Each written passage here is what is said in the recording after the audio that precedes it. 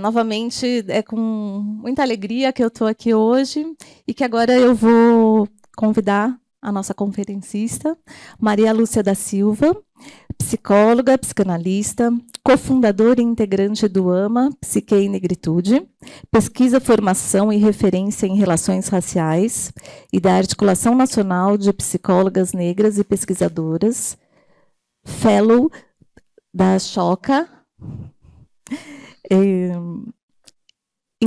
empreendimento social e ativista, especializada em trabalhos de grupo, com recorte de gênero, classe e raça.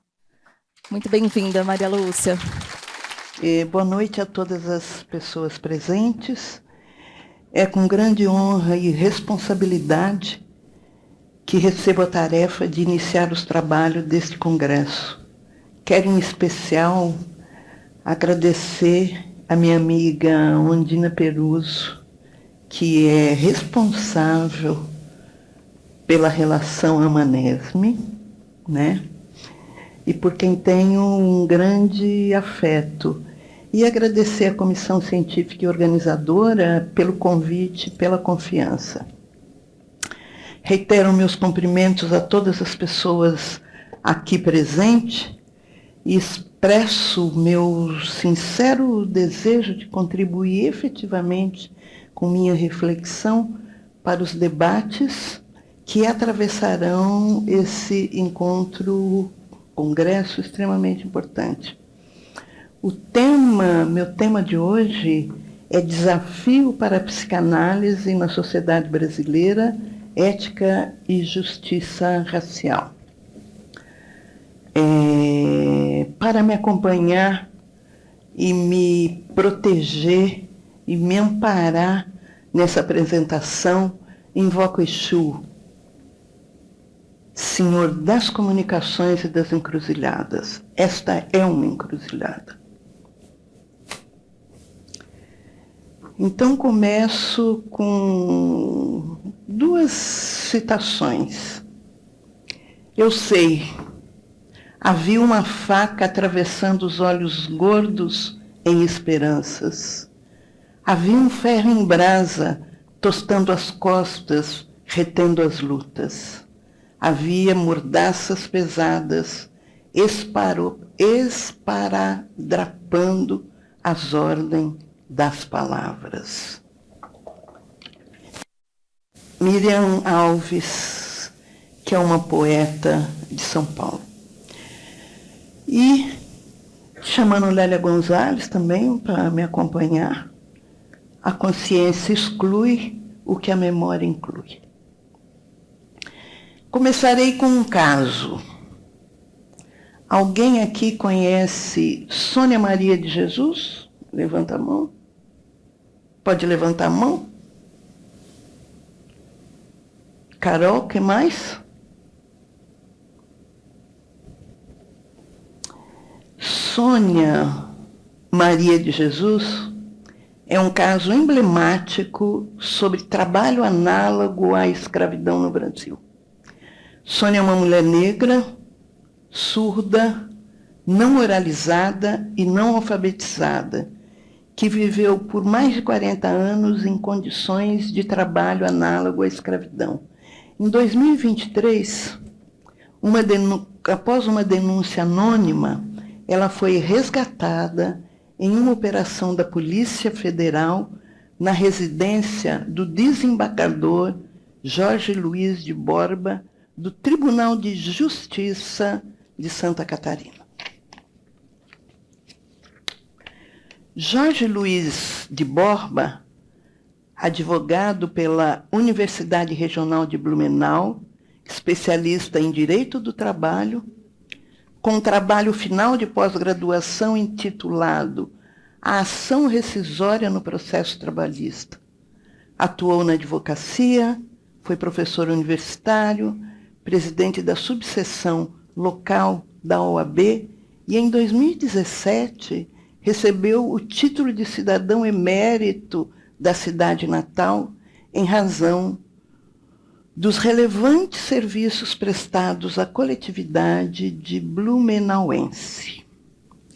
2 meses depois, de Sônia ter sido resgatada por auditores fiscais do trabalho, Dr. Jorge Luiz de Borba conseguiu, por meio de uma decisão do Superior Tribunal da Justiça, que Sônia retornasse para sua casa, alegando que ela vivia como se fosse da família e se comprometendo a registrá-la como filha.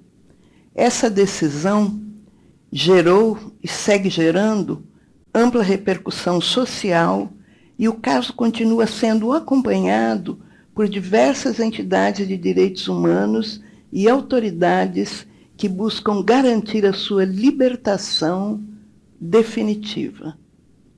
Desde 2024, há uma campanha Sônia Livre nas mídias sociais. E é bom lembrar também que na terça-feira dessa semana, o Brasil completou 137 anos de uma libertação inconclusa dos negros brasileiros.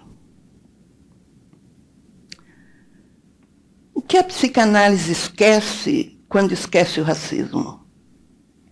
Essa pergunta veio como título e veio como destino. Não pretendo respondê-la de forma fechada, mas sustentar a abertura que ela propõe.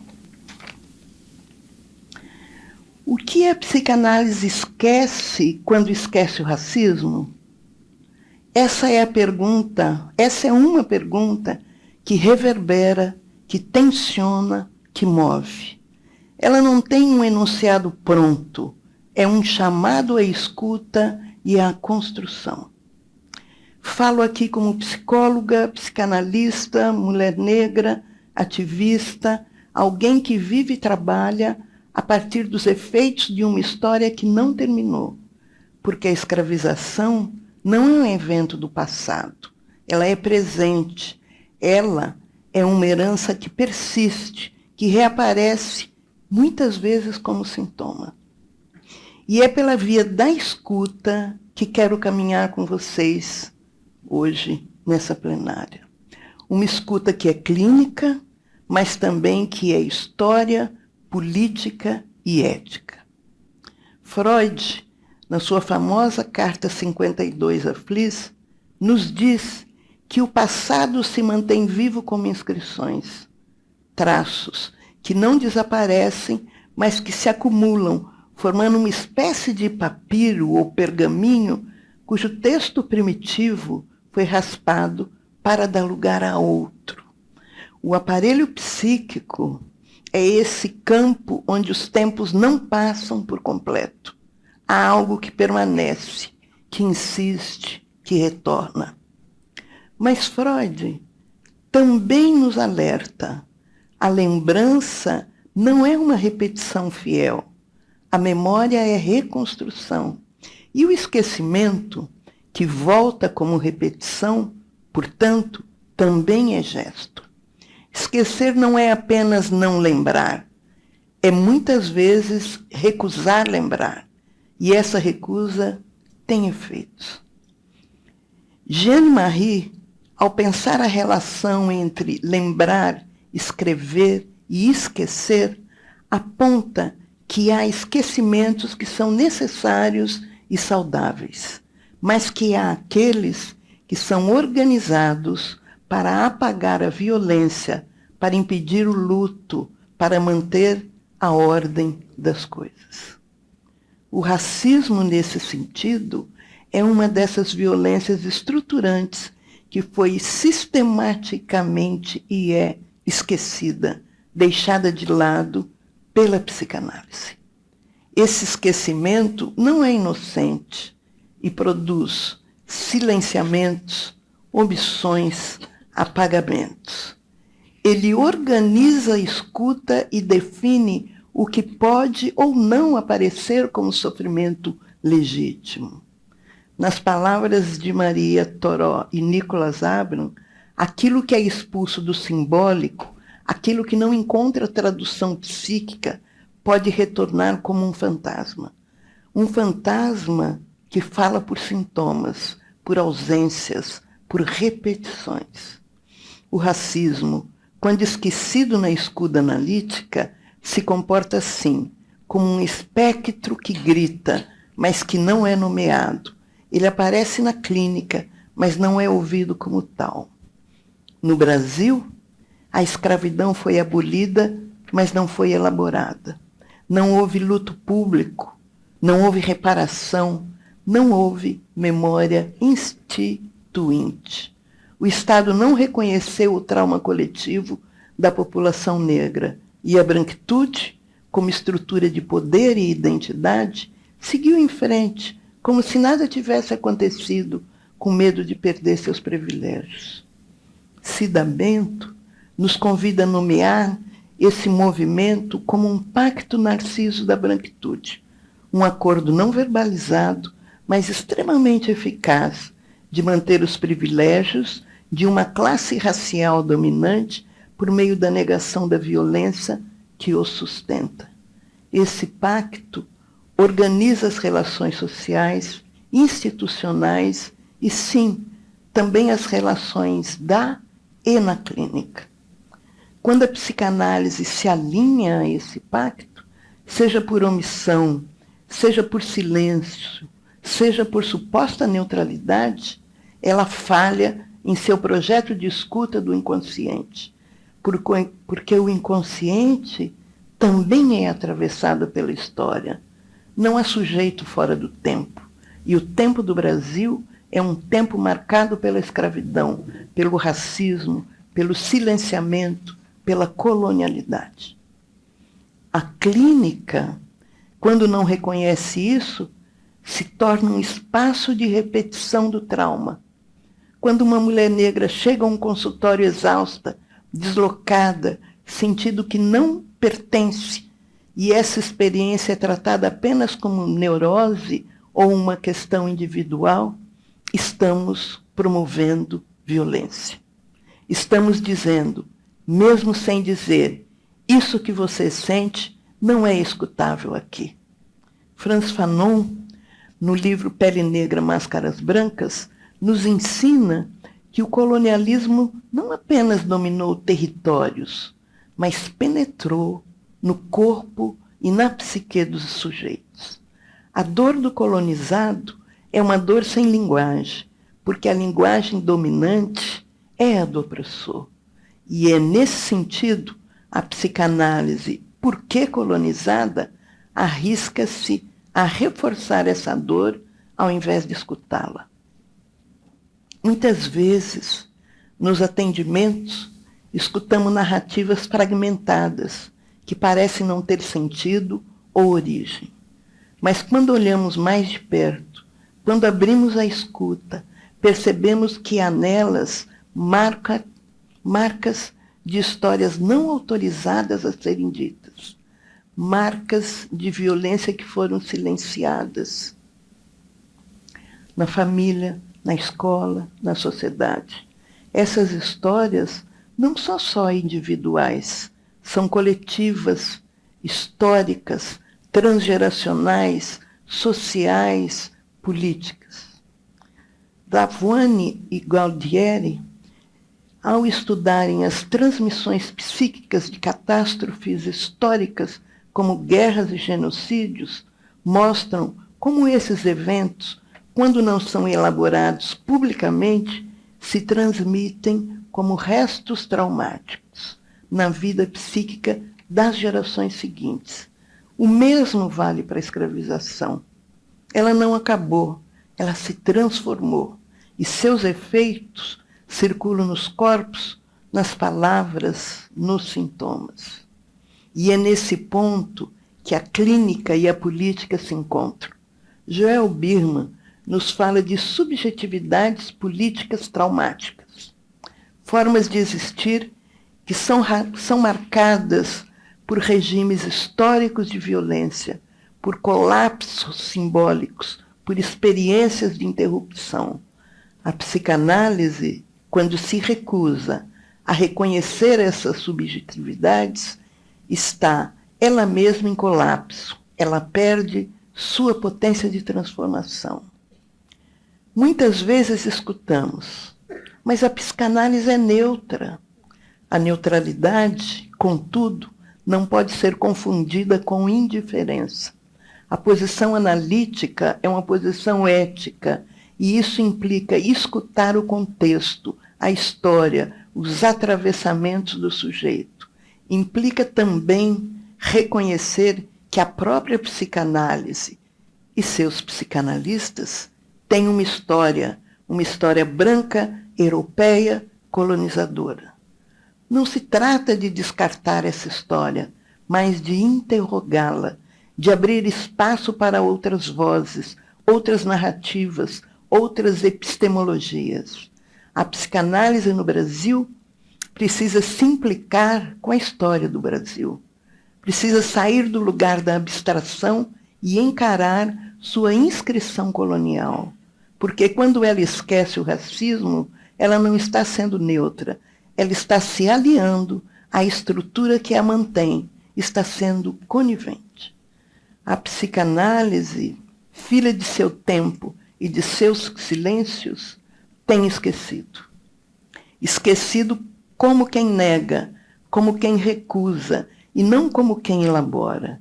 Tem esquecido o racismo, não por falta de vestígios, mas por excesso de defesas.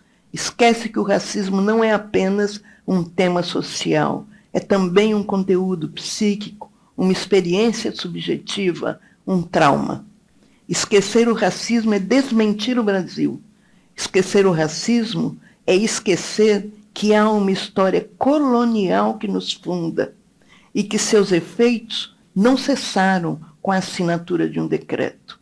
Continua a produzir sujeitos, violências, silenciamentos. Continua a marcar os corpos negros como excedentes, os afetos negros como ameaçadores, os saberes negros como estrangeiros. Quando esquece o racismo, a psicanálise desautoriza sua própria fundação, a escuta do sofrimento psíquico como enraizado em histórias, fantasmas, traumas e heranças. A psicanálise, quando esquece o racismo, esquece que há fantasmas negros nos consultórios, não apenas os que ali chegam, mas os que pairam, os que não foram recebidos, os que foram expulsos por um saber que insiste em se nomear neutro, mas que espelha uma branquitude defensiva e privilegiada. Quando a psicanálise não escuta, quando se retira da cena, quando se recusa a pensar o sofrimento a partir da história coletiva e das marcas da racialização, ela se torna cúmplice, não por intenção, mas por inércia, e isso basta para que a violência siga operando. O que a psicanálise esquece, quando esquece o racismo, é que há uma tarefa de rememorização, que a memória é uma função psíquica e política, que não se pode recusar a história e ainda assim pretender curar suas feridas. E então, num país como o nosso, que psicanálise se autoriza a não falar de raça? Que formação analítica se permite omitir a escravização como trauma fundante? Que ética é essa que se quer universal, mas se recusa a escutar os universos dos outros? Não se trata de encaixar o racismo na psicanálise. Trata-se de perguntar o que a psicanálise se torna quando esquece o racismo. Que escuta é possível, que clínica é possível, que ética que é possível quando os fantasmas da escravização continuam a circular entre nós, quando são tratados como se não estivessem ali. Não há neutralidade possível diante da dor racializada. Não há abstinência possível diante da morte simbólica e concreta de pessoas negras. Escutar é também uma escolha política. E a clínica não é neutra. Ela é situada, ela é histórica, ela é atravessada por silêncios que adoecem. Da minha parte, sustento essa pergunta como gesto, como resistência, como construção, porque esquecer o racismo é repetir sua violência, mas lembrar com o corpo, com a clínica, com a palavra, com a escuta, pode ser um ato de ruptura, um ato de vida, um ato de libertação. Por isso, essa fala é uma chamada à memória, um chamado à escuta, um chamado ao trabalho de luto e de elaboração que ainda precisamos fazer, como analistas, como sujeitos, como sociedade. O caso de Sônia Maria de Jesus é um grito que atravessa o silêncio. Ele nos convoca a escutar aquilo que muitas vezes a psicanálise se recusa a ouvir. O sofrimento marcado pelo racismo, pela desumanização, pela negação da escuta. Sônia não é um caso isolado. Ele é um espelho, ele é sintoma, ele é denúncia.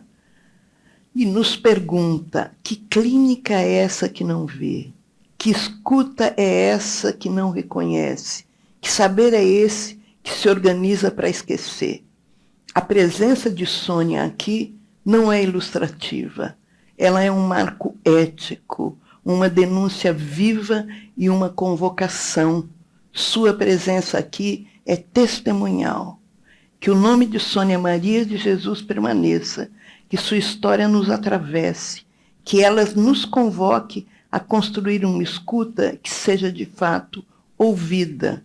Esse texto é um convite a uma escuta que reconheça, que nomeie, que sustente. Uma escuta que, diante da dor racializada, mas não só, diante de todas as dores não hegemonizadas, não se esconda no silêncio da neutralidade. Uma escuta que recuse a repetição do trauma. Uma escuta que celebre a vida e diga, sozinha nunca mais. Como lembra Jeanne Marie, lembrar é escrever, e escrever é também esquecer, mas esquecer de outro modo, um esquecimento que organiza, que transforma o trauma em memória, a dor em elaboração. O que a psicanálise precisa é lembrar, lembrar como ato de presença, como gesto ético, como memória coletiva, como uma forma de reparação. Obrigada.